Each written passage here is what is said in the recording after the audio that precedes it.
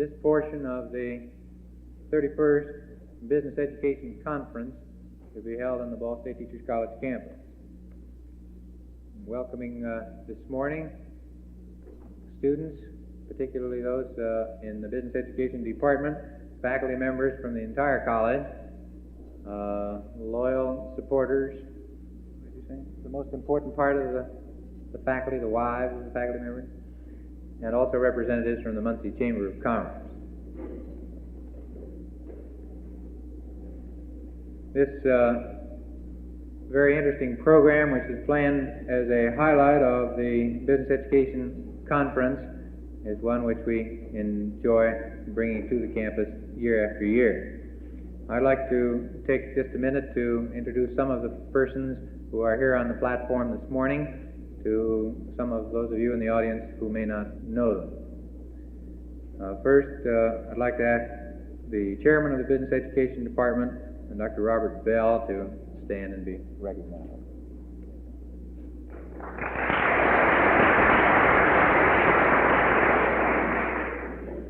You may notice a difference between the gentleman who just stood and the next one. The lines and furrows and worries that go along with being the chairman of a department, and a large and active department, are no longer on the face of the next gentleman, because he's passed those all to Dr. Bell. We're very happy to have with us this morning, I think for the first time on this platform on this occasion, and he tells me it is the first time on this particular platform, which has been recently constructed, Dr. Mark Studebaker, Professor Emeritus and Chairman Emeritus of the Business Education Department.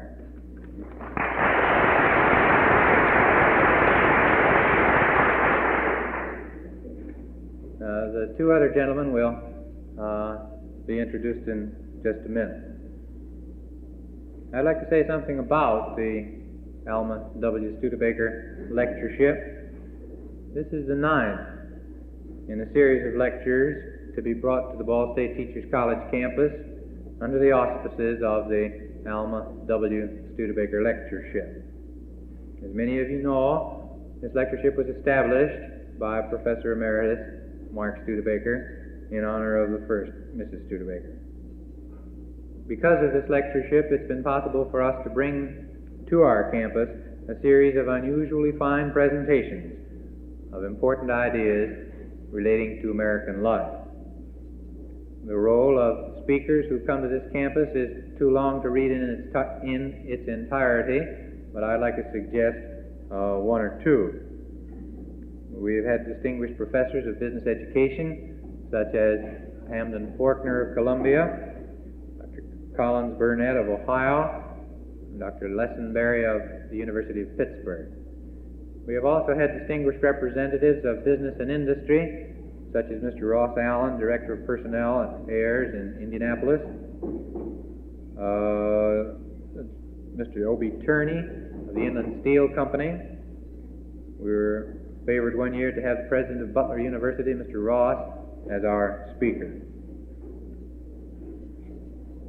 It seems to me that we are unusually favored to have as our speaker this morning an individual who, in his own person, combines many of the things that we will be talking about in this business education conference, which we talk about, as a matter of fact, daily in our consideration of the problems of American public education. We've asked that the privilege and the responsibility of introducing the speaker be assumed by Professor Virgil Herring, and I'll ask Dr. Herring at this time to introduce our speaker of the morning. Okay.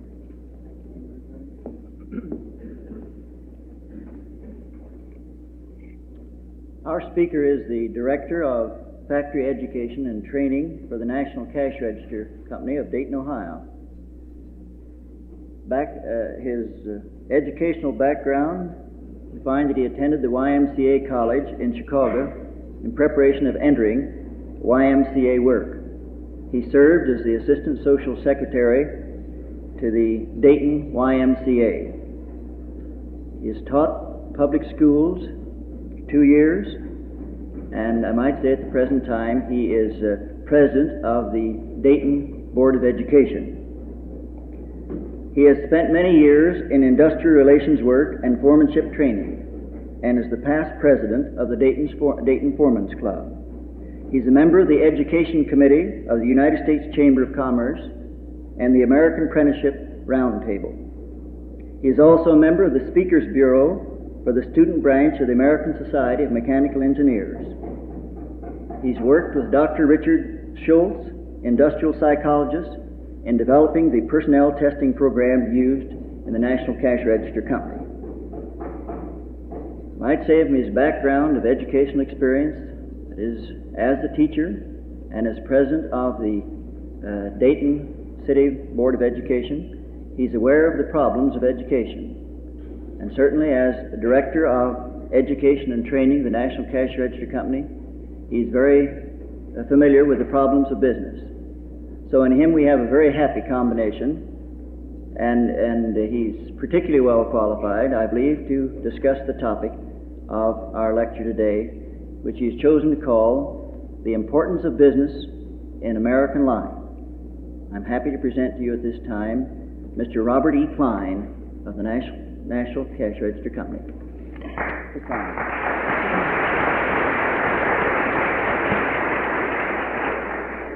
Dean Burkhart, Dr. Herring, ladies and gentlemen, it is always a pleasure to appear before a group of students and teachers.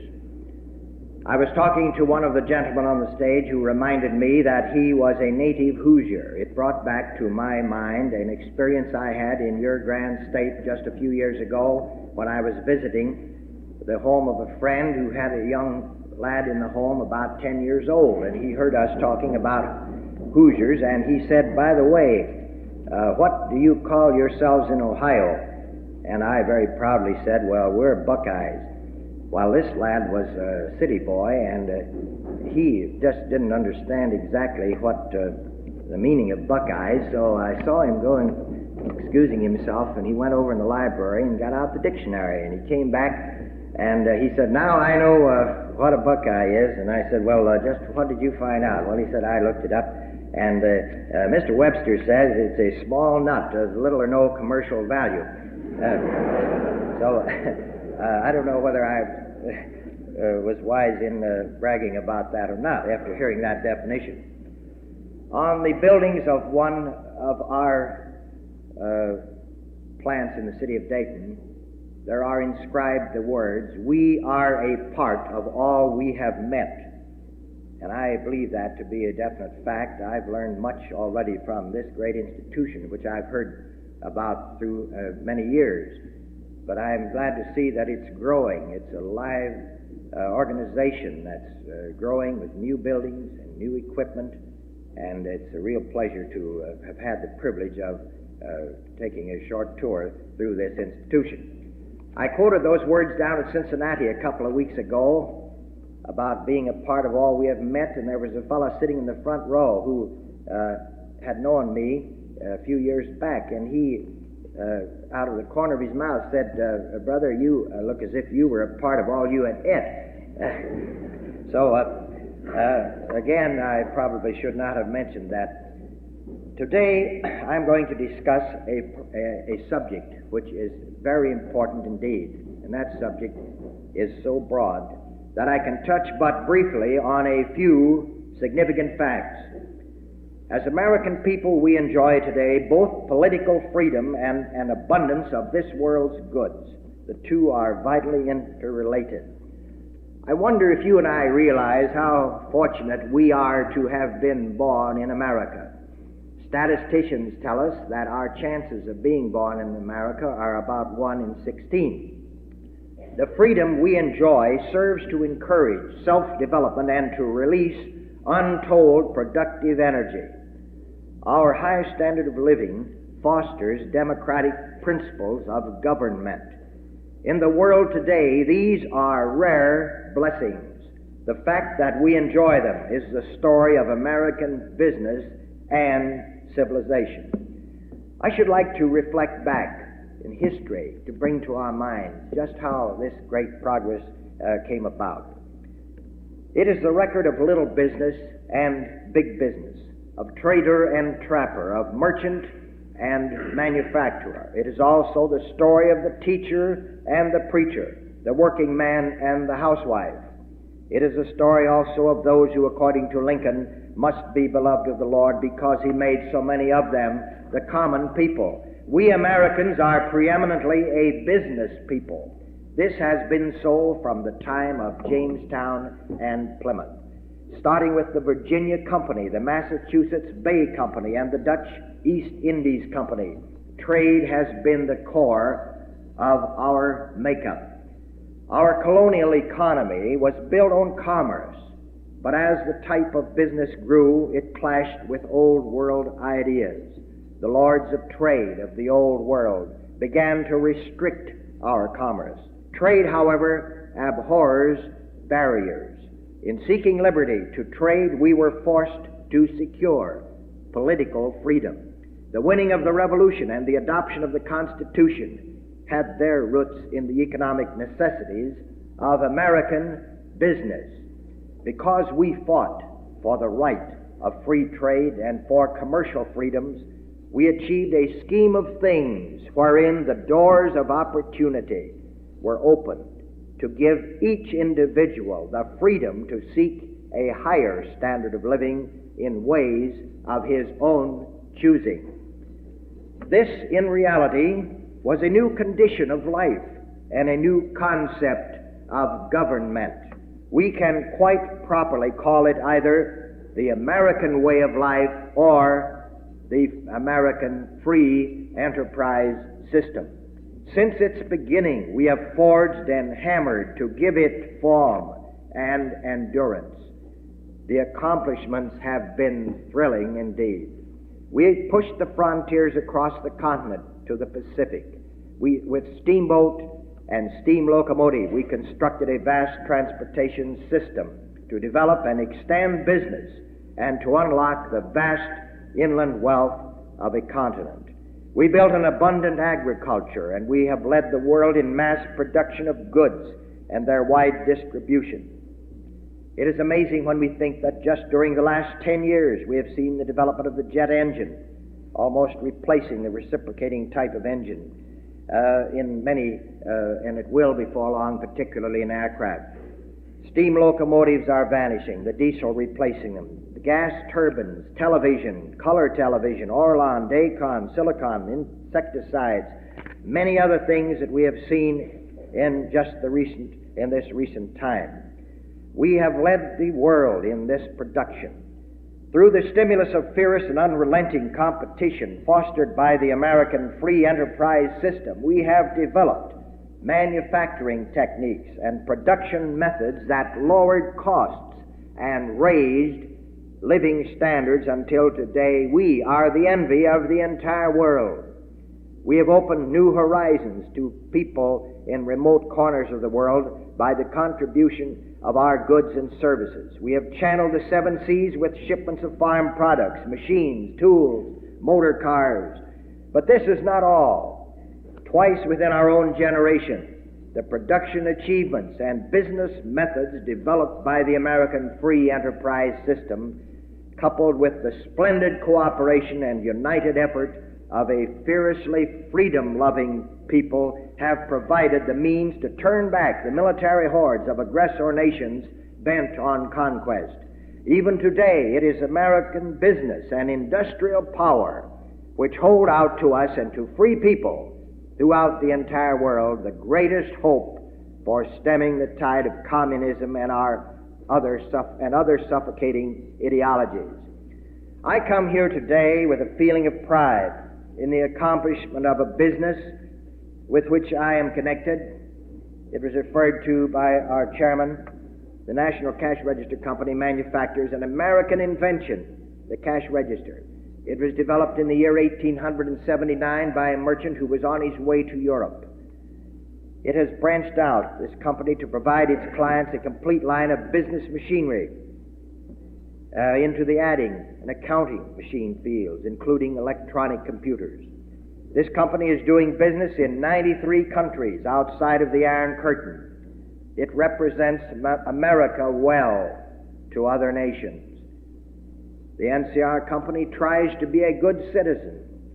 It takes an active part in community affairs, and it has done this well also.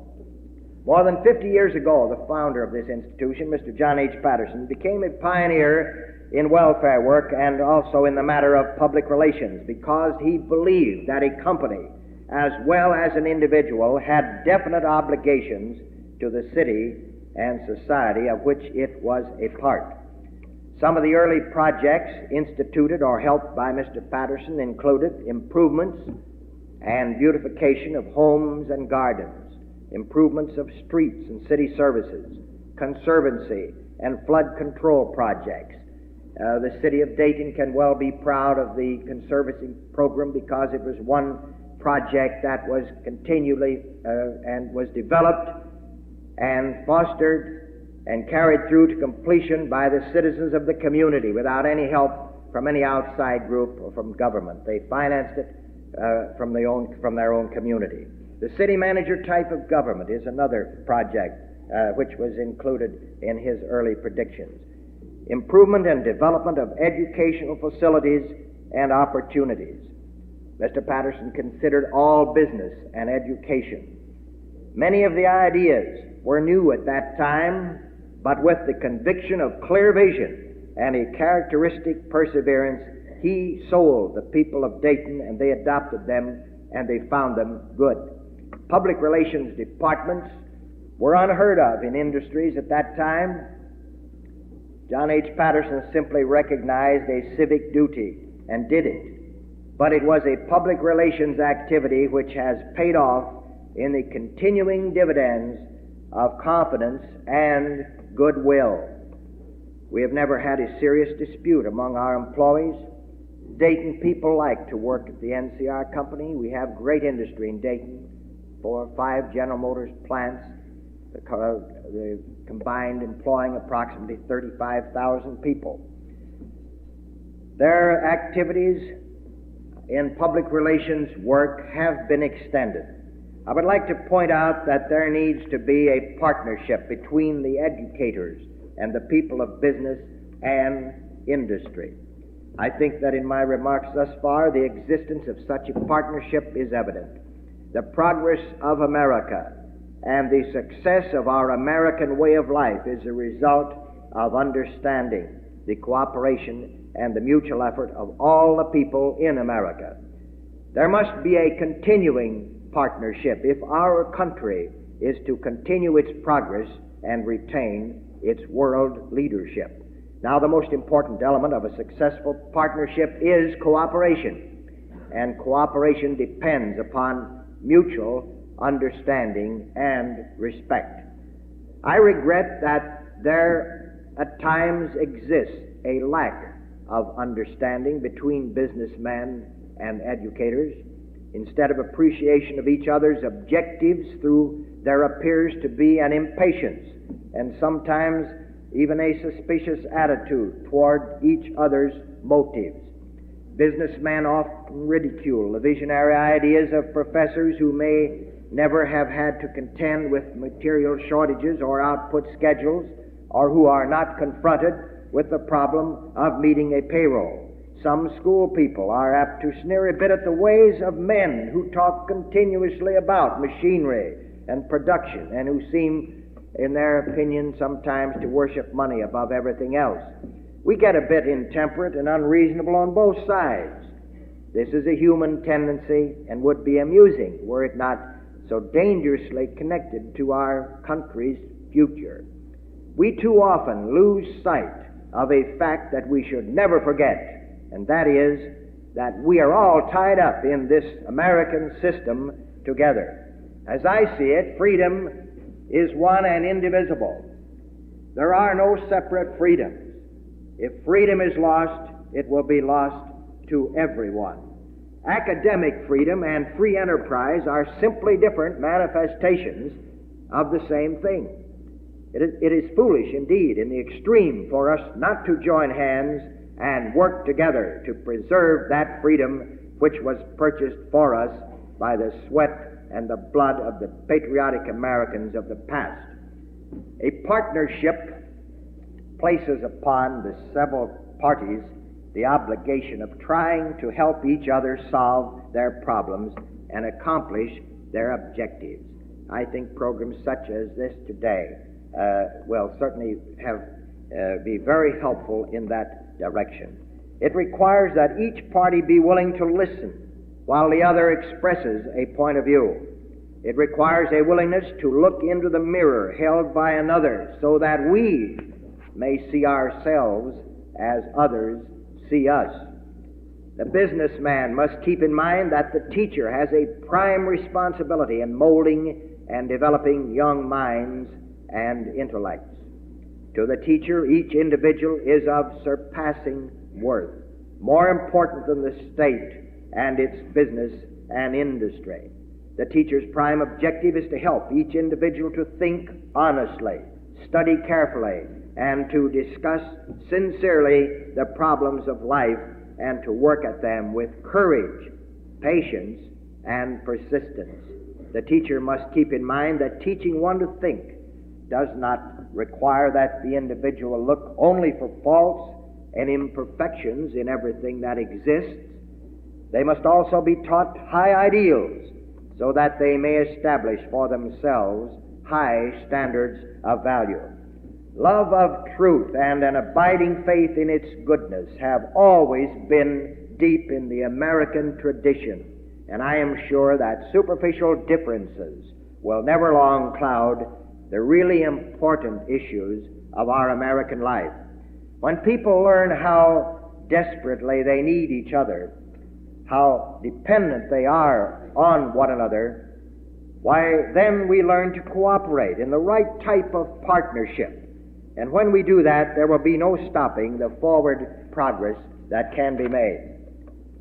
Let us think for a moment of the great contributions which have been made where business and education have cooperated to a high degree in the past. One of these was the institution of the cooperative system of technological education established back in 1906 at the University of Cincinnati by the late Dean Herman Snyder. From that cooperative plan and others based on the same ideas, American business and the free enterprise system have profited immeasurably. Our company, for example, in Dayton, the General Motors companies cooperate with the University of Cincinnati. At the present time in the NCR plant alone, there are 40 engineering and business administration students co-oping there. As an outgrowth of this university plan, and probably just as important to business, was the establishment of cooperative high schools in vocational training in the city of Dayton. That is true in many other cities. Those high schools were made possible by the cooperation of business and education. Just the day before yesterday in Dayton, we dedicated a new $2 million vocational school, which incidentally was named after the founder of the company, Mr. John H. Patterson. One of the first of these programs was established back in Dayton in 1913. That was the year of the disastrous flood which destroyed the Dayton business district, gravely challenging the resources of the city and threatening the future of the entire community. The magnitude of that catastrophe received nationwide attention, while the establishment of the cooperative high school received little other than local attention. However, I wonder if the long-term effects will not be felt probably long after the Dayton flood is forgotten. In dedicating this new school, the managers of about, I believe there were 3 or 4 of the larger plants in Dayton present to show their cooperation. They had helped to make it possible through providing equipment, machinery. Much of it was donated, some of it loaned to the school to get it started in this program. As president of the Dayton Board of Education, I had the very happy privilege to have a part in that dedication service. The speaker of the evening was the present president of the National Cash Register Company, Mr. S.C. Allen. And it was particularly planned because it was another president of that company, to whom I have referred to before, that was a leader in establishing this school. Another place where business and education have cooperated well has been in the fields of basic and applied research. Many times in recent years we have seen whole industries spring up around products which have resulted from the creative work of scientists trained by our universities and employed and given financial backing by business.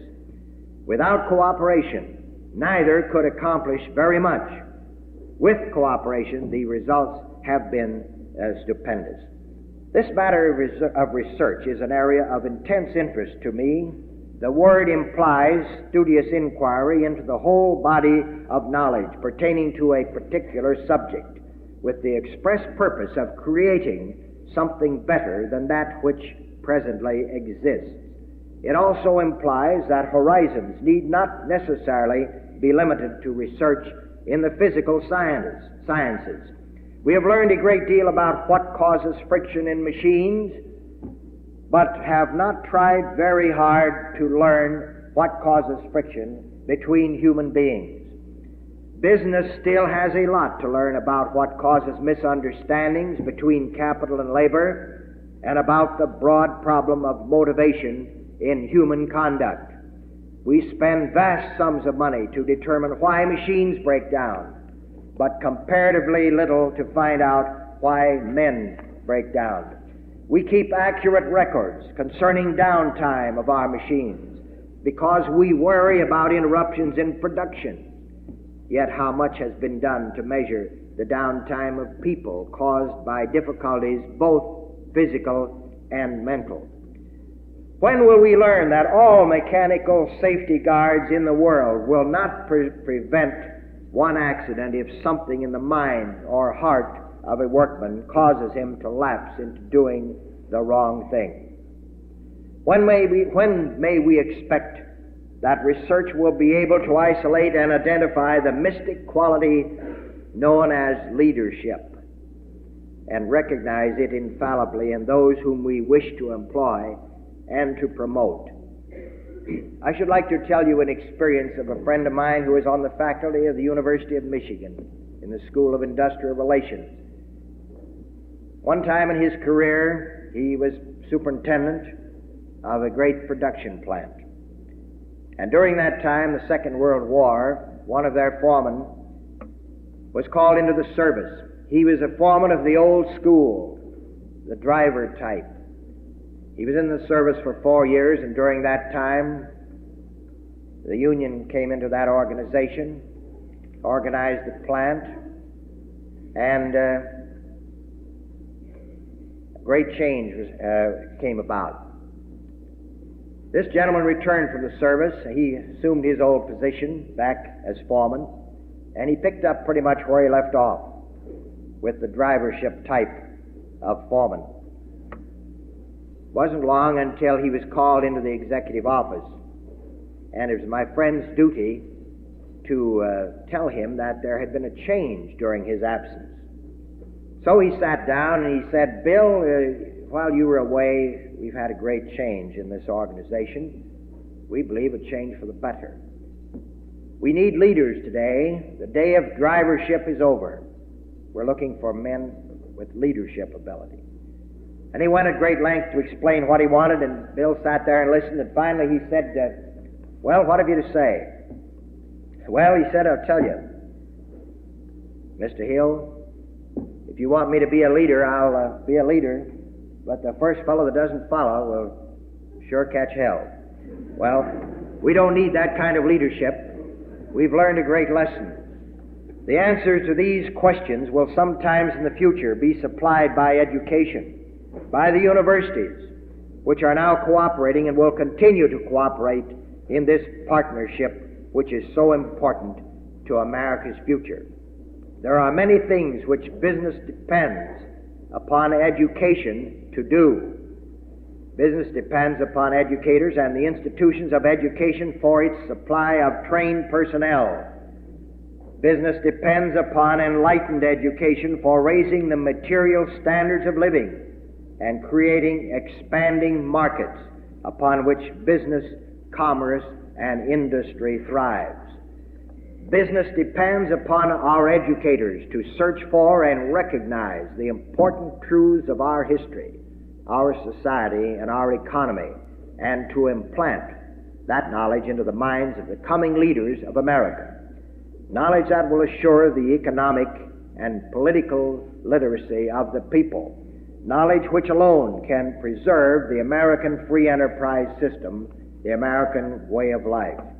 Business, along with other institutions and segments of society, depends upon the educators, the schools, from elementary grades to universities, to assume the vital obligation of teaching, instructing, and guiding the minds of children and youth toward proper concepts of the great basic moral and spiritual values, those concepts which develop the individual and contribute to the betterment of group living and the advancement of this nation's culture. Education wants better facilities, better buildings. They want better personnel policies for teachers. They want funds to carry out many of their interests in school affairs, since they have no children in school. Here especially is where school people must promote public relation programs to acquaint the public of education's objectives. Here is where business and industry can become a strong ally, a real partner in a common objective of working for the common good of the community and the nation. It requires a far-sighted vision, the ability to look far down the years ahead, to realize that the taxes we bear today are not just a bothersome burden or a retarding assessment, but instead may be a stimulating and imperative investment. Of course, the schools will never get all they want. We must make the best of what we have. The keystone of the educational process today is not in buildings or furniture or lighting or visual aids or sound systems or elaborate assembly halls. It is in none of these. It is the caliber and the character of the classroom teacher from the initial level all the way up and through the highest level of our educational system. That is the most important factor in all educational effort. The teachers and school administrators, the educators of this nation, have both a tremendous responsibility and a glorious opportunity to shape and mold our future course. Our greatest gift in life is not necessarily things, but opportunities. Opportunity lies in the need for creative thinking, planning, and action on the problem of how to make man wise enough to use his own technological and scientific creations for the benefit and improvement of civilization rather than for its destruction. The responsibility lies in the need for continued cooperation with people of all other groups and occupations to the end that there will be coordination in the effort of all. The mechanical and inventive skills of some should be coordinated with the financial talents and the organizational genius of others. Industrial leaders, management, foremen, technicians, workers, college professors, teachers, doctors, lawyers, all contribute to the growth of business and the forward progress of a nation. They share in its triumphs and in its failures. Our way of life has the envy and admiration of the world. This, however, implies responsibilities, duties and obligations which I believe educators and businessmen will agree upon.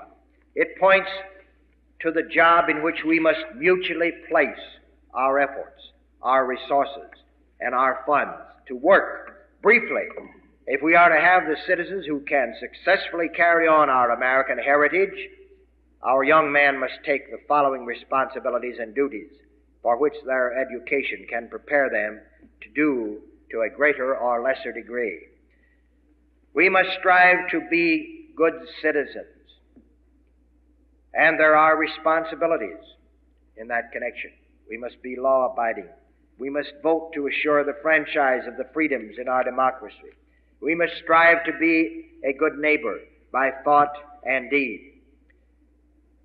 We have duties in connection with competency in our vocation or our careers. Just being good enough is a great detriment to progress. We should try to find work in which we can use our talents to the best of our abilities. Endeavor to consistently be an efficient, well-trained, and successful individual in whatever work or career we may be engaged.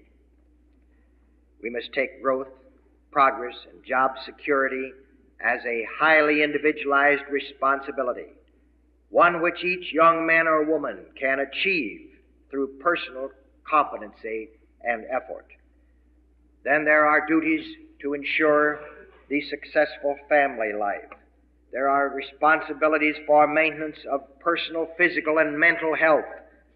Everlastingly responsibilities of being an informed, intelligent adult. Institutions such as this provide adult education. We educate for citizenship, personal competency, and for successful living. Whereas in many nations of the world, training of men and women in the past has been for militarism. We in the United States of America, faced with realities of defense, are developing our youth as civilians who can defend our country when and if needed. But we always are conscious that such efforts must enable our young men and women to fit back in society as civilians and free citizens. We are learning to understand and help each other, as signified by Business and Education Days. I'm glad to see a representative of your Chamber of Commerce here on the platform.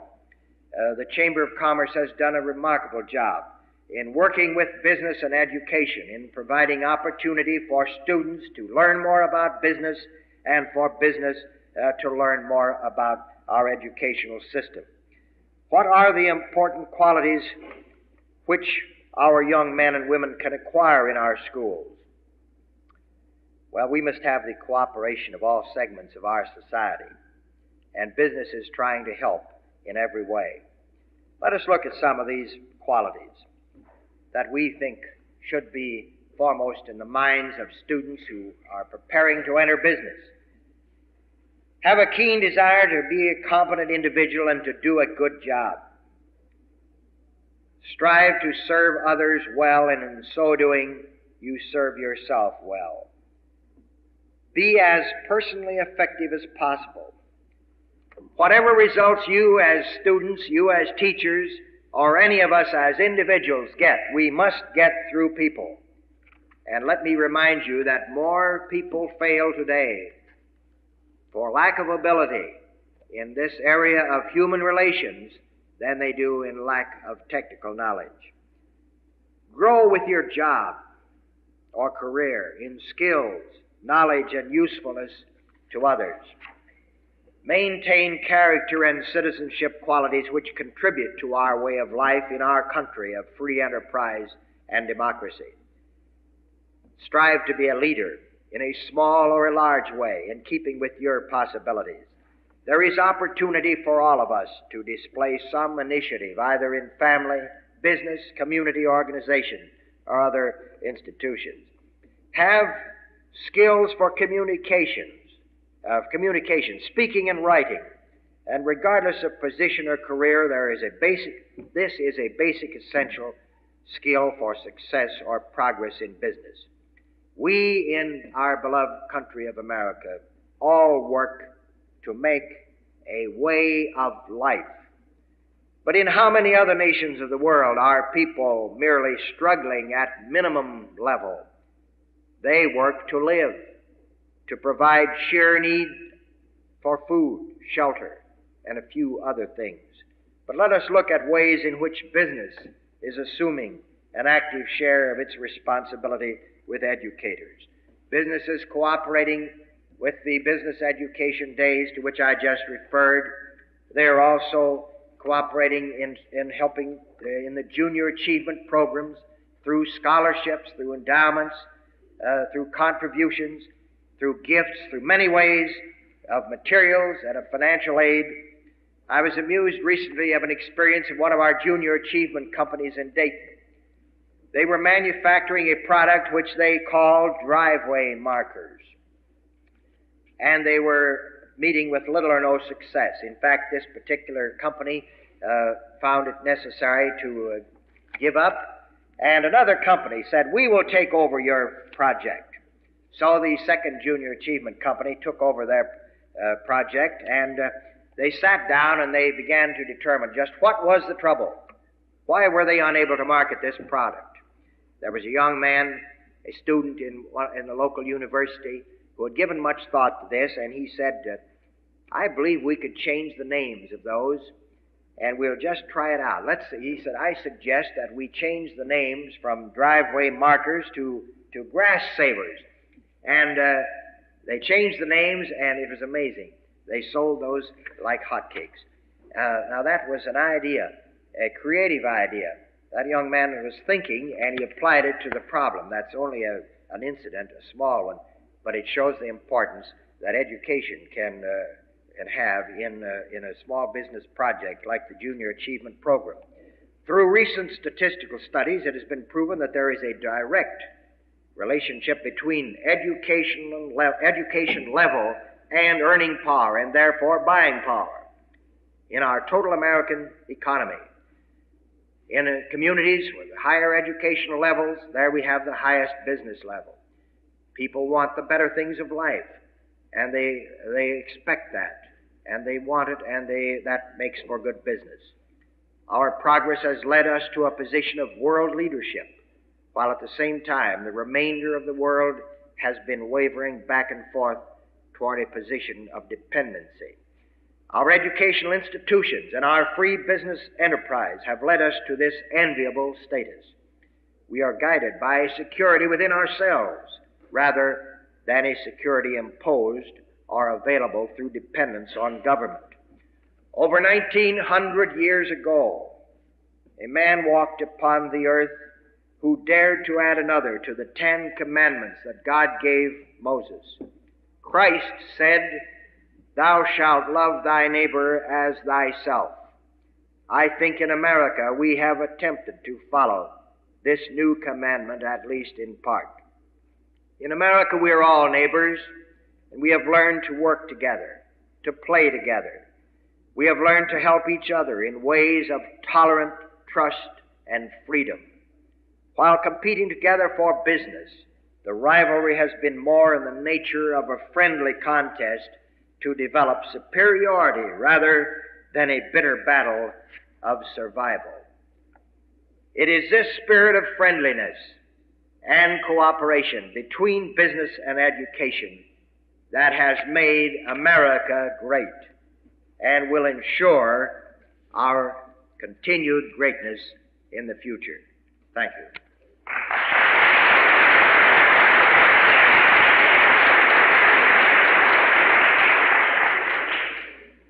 Thank you very much, Mr. Klein. Your presentation of some very significant ideas will certainly be a real contribution to us today and to the 31st Business Education Conference. We very much appreciate your coming to us from Dayton to deliver this message. This part of the conference is adjourned.